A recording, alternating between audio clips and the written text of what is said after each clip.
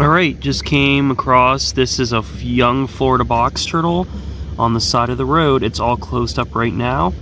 But yeah, I think that's pretty cool. See what else we can find. Okay, so we have just found our second Florida box turtle of the day. This, I haven't been able to sex it yet, but I think based on the domed carapace that this is likely a female. And it is a female because on her underside, she has really no concavity whatsoever on the plastron. It's just very smooth. So we know based on that we're dealing with a young female. So what I'm going to do is I'm just going to put her here, and the turtle is going to take off. There she goes.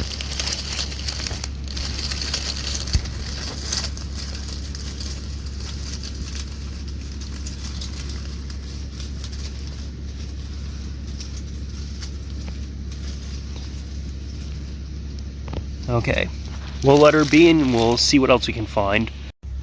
Alright everyone, I just road cruised another box turtle, another Florida box turtle. This guy or girl was safely working their way, or had safely worked their way off the road.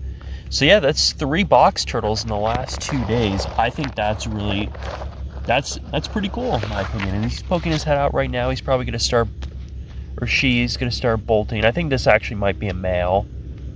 So, yeah. Really awesome.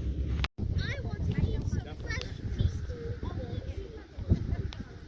I mean, it's way to just jump and jump scare you and just eat your whole guts and liver. Some type of perch.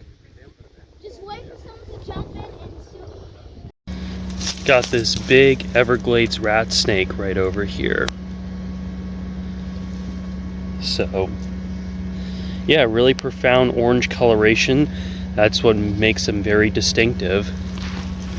And yeah, there's a good look at him or her as they are just moving along. I think that's a really cool observation. I think these rat snakes are really unique, especially compared to other subspecies of eastern rat snakes because of that orange color. So, alright, let them be, keep on going. So this crow just caught and is eating some sort of serpent. I think this might be a glass lizard, but I can't tell, and the crow is flying away with it, so. Alright, well that's something pretty cool that you don't see every day. So it happened again. So right here, that's a crow that just caught a snake on the road and carried it into a tree. So the snake is actually I think the snake is dangling. You can see it pecking at it. So I have no idea what species of snake this was. I was trying to get a look, but the crow just took off with the snake and went to this tree. So that's the second time I've seen this happen in this video, where a crow has caught and killed a snake.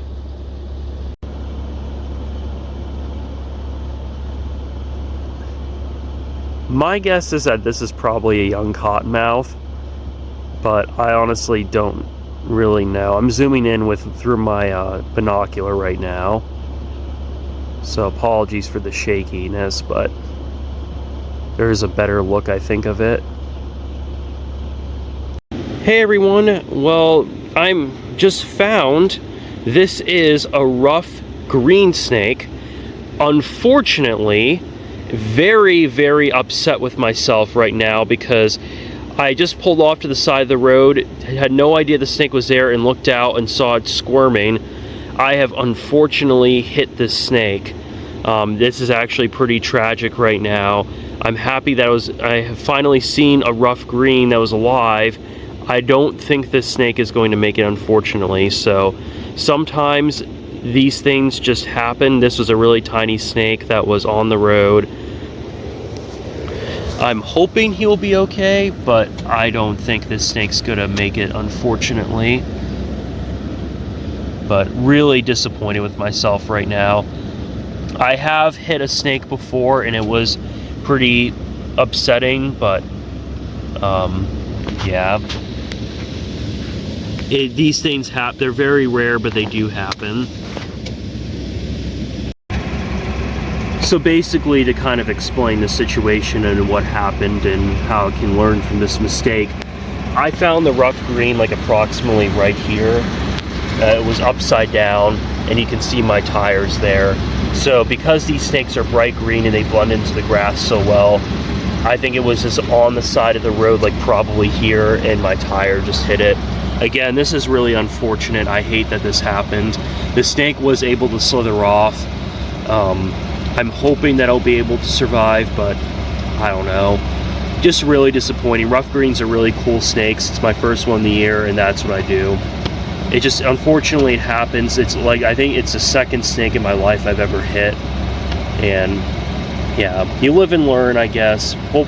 But hopefully it'll be okay. That's all you can hope for, but really unfortunate. We got a black racer, or excuse me, an Everglades racer that's just basking on the side of the road and for some reason isn't fleeing at all, which is pretty unusual. Racers usually just take off as soon as you get close to them, but there he is. He's probably about maybe 2 to 3 feet long, and that's the best look I've gotten at a racer in a long time. Something you don't see very often. Well, not the racers being here, but them posing for this long.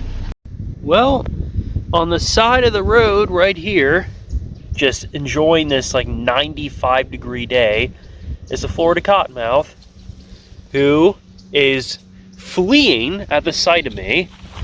So much for being chased.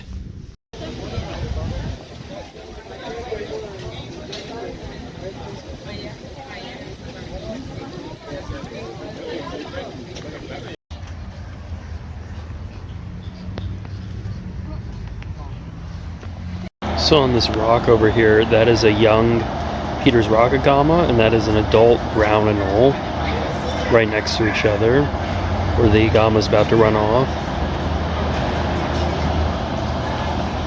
Got a black spiny tail iguana right over there.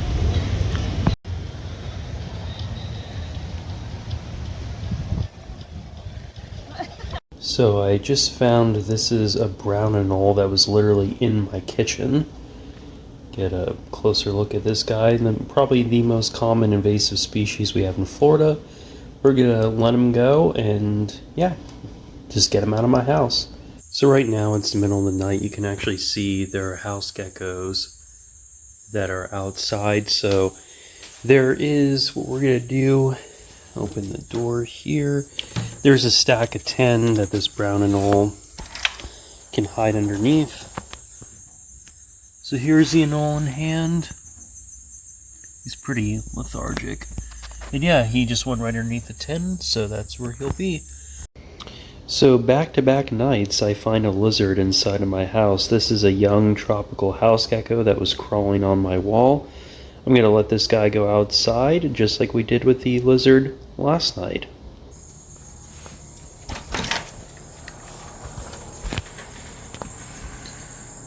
So there's the gecko. We're just gonna put him down right there, and he's gonna go right underneath the tin.